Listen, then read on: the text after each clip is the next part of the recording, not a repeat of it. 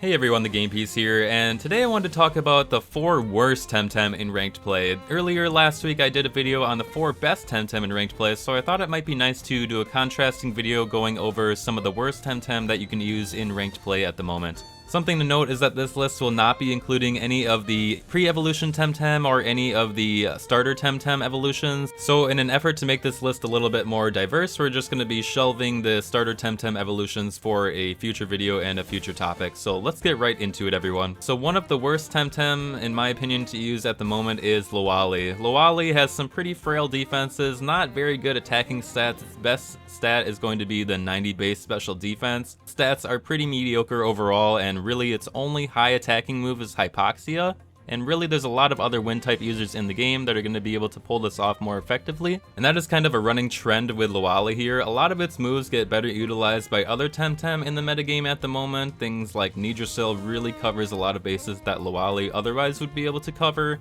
and like I mentioned, any other wind type user is really going to be put to more effectiveness than Lowali is here. Hypoxia is nice damage, and it will get the drop on some users who don't really expect to go up against a Lowali, but overall this Temtem is outclassed by many other options. The next Temtem I think is one of the worst options in ranked play at the moment is Oshara. Now unfortunately Oshara, despite having some of the best spread min-max stats in the entire game at the moment, it really suffers from a minimal move pool. Doesn't get any egg moves to learn, so to speak of. It really has to rely on its learn set, which really hinders its overall usage. And really there's options in the game that do what Oshara wants to do right now better. Things like Ukama or Whiplup, those are both going to be Temtems that outclass Oshara in every way, really just thanks to its moveset overall. But in the future I have to imagine that Oshara will be used more heavily, especially as its moveset gets added and increased and other egg moves and such get added to it as well. The next worst Temtem I'd like to cover is Anahir. Initially I really felt really strong about Anahir, but unfortunately after playing with it for months on end here now, I really don't see the benefit of using Anahir. The problem with Anahir is its low speed. On turn 1 it really is capable of only going with Chains Hit or Heat Up, and Heat Up is a very powerful move capable of doubling your attack, but unfortunately paired with Anahir's slow speed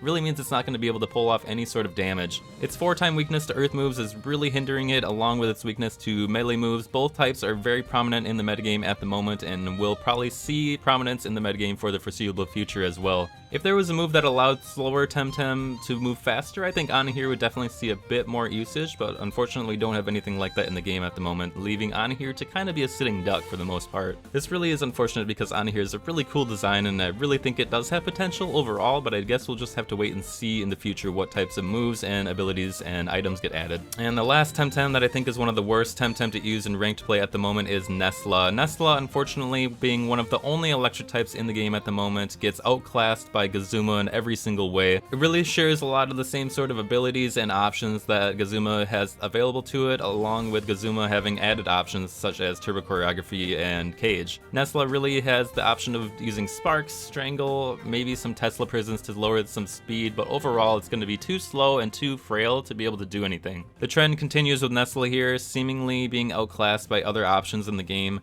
Really, that is the biggest hindrance to the majority of Tems on this list. There's other options in the game that just do things so much better than it in the metagame at the moment, allowing them to excel compared to these other Temtem.